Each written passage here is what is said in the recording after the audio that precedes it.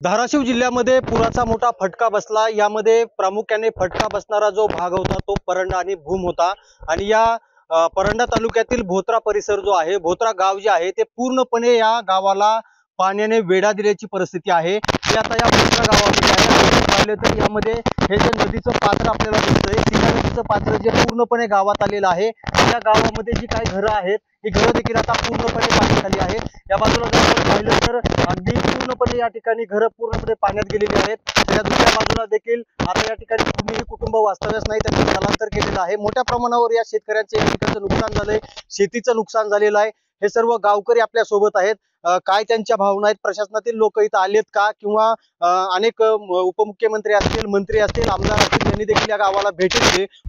आता isakal.com आहे देशातील नंबर 1 ची मराठी न्यूज वेबसाईट।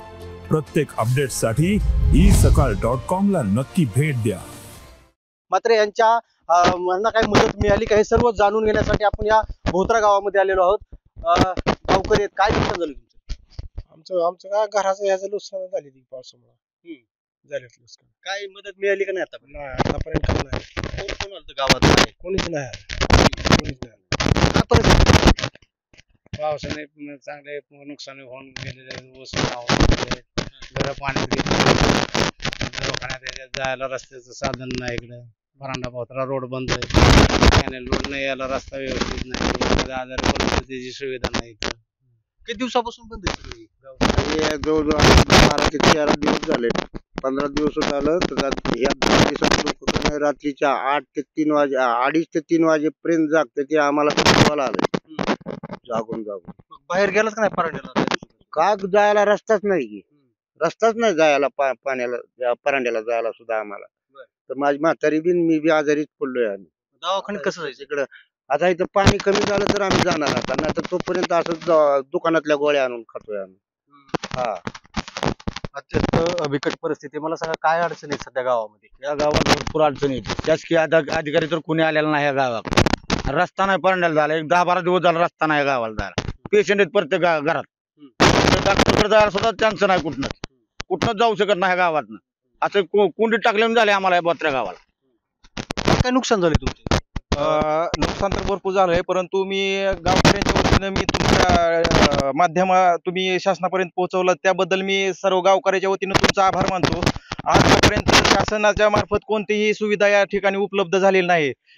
आम्ही आशा करतो की तुम्ही त्यांच्यापर्यंत ही गावाची व्यथा पोहोचवावी। नुकसान असं झालंय की सध्या आरोग्याची दयनीय अवस्था आहे। या ठिकाणी रात्रीच एका महिलेचं निधन झालेलं आहे। कदाचित जर त्या महिलेला जर आरोग्याची सेवा जर मिळाली असती तर कदाचित त्या वृद्ध महिलेचा जीव वाचला असता। परंतु आता जे आपण या ठिकाणी उभा आहोत, हा परांडा आणि भोत्रा मार्ग जोडणं दळणवळणाचा हा मार्ग आहे। पर्यायी व्यवस्था आहे, शासनाला ह्या अगोदरही त्याचा फॉलोअप घेतला होता, परंतु आणखीनही अद्याप त्या झालेली नाही, सुविधा मिळालेली नाही गावाला। त्याच्यामध्ये काय तुम्हाला प्रशासनाकडून काय मदत मिळाली का आतापर्यंत? काय मुख्यमंत्री तर म्हणतात काय मदत दिली अजून तर काहीच नाही, आम्हाला तर काही सुद्धा नाही। अहो आमची एवढं झालं की बहीण अवस्था झाली। उपमुख्यमंत्री आता येऊन गेले, मंत्री येऊन गेले, अधिकारी नाही आला, तुम्हीच आला पहिला आला ते आमच्या गावाला, कुणीच आलं नाही। तुम्ही आला म्हणजे आमचा मायबाप आल्याबरोबर सांगतो एवढी दैनंदिन परिस्थिती। रात्रीच्या लोक दर लेकर राडते ती सारखी, कसं करायचं, कुठं जायचं, काय करायचं, भीतीच वातावरण निर्माण झालं। काय मागणी मुख्यमंत्र्यांकडे? मुगने त्यांनी यावं, पंचनामा करा, तातडीची मदत द्यावी। अहो ताबडतोब त्यांनी काहीतरी बरी मदत द्यावी, तात्पुरती तरी काहीतरी घरागणित काहीतरी मदत 5,000 जाहीर केली, काय सुद्धा नाही। अहो इथं काय किट सुद्धा नाही आले, रेशनचं सुद्धा काही सुद्धा। आज काय परिस्थिती? एकदम भयंकर परिस्थिती। गेल्या 8 दिवसापासून मराठवाड्यामध्ये मोठ्या प्रमाणात त्या ठिकाणी पूर आलेला आहे। आणि अशी काही गाव आहेत परांडा तालुक्यामध्ये, भोत्रा असेल, रोसा असेल, वाघीगव्हाण असेल किंवा लवे असेल, ही सीना नदी काठची गाव आहेत सगळी। आणि ह्या गावाचा पूर्णपणे संपर्क तुटलेला आहे। त्याच्यामुळे इथं प्रशासनाला पोहोचता येत नाही आणि मदत देणाऱ्याला पोहोचता येत नाही। त्याच्यामुळे आता मगाशी बोललो आपण, या भोत्रा गावामध्ये एका महिलेचा मृत्यू झाला। कशामुळे झाला असेल तर त्या ठिकाणी सुविधा, आरोग्य सुविधा पोहोचल्या नाहीत।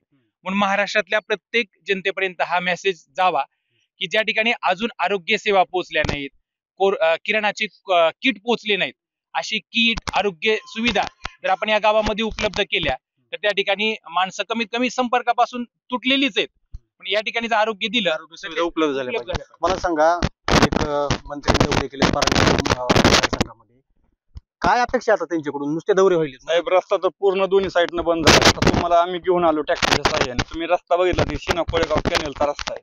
आणि आम्ही 5 वर्ष झालं की आम्ही निवेदन देऊन कंटाळलोय.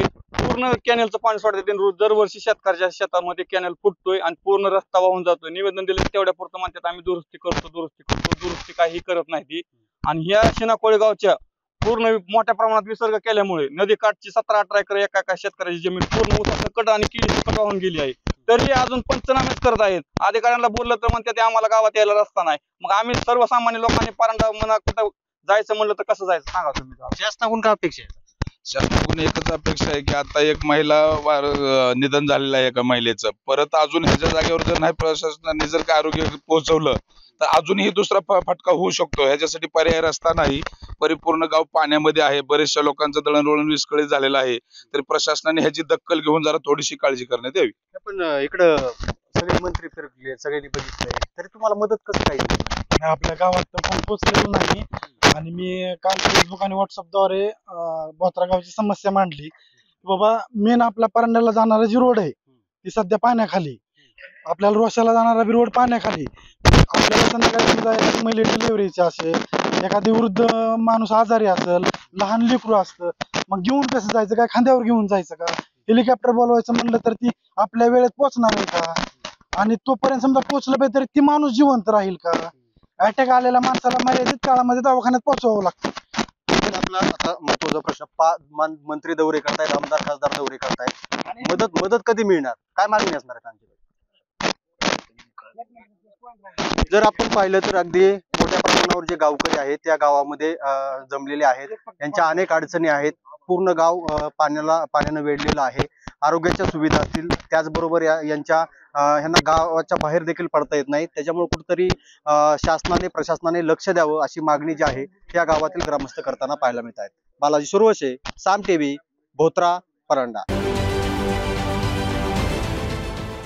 देश विदेशातील प्रत्येक घडामोडींचे लाईव्ह अपडेट मिळवण्यासाठी आता साम टीव्हीच्या सर्व सोशल मीडिया प्लॅटफॉर्मला लाईक, फॉलो आणि सबस्क्राईब करा.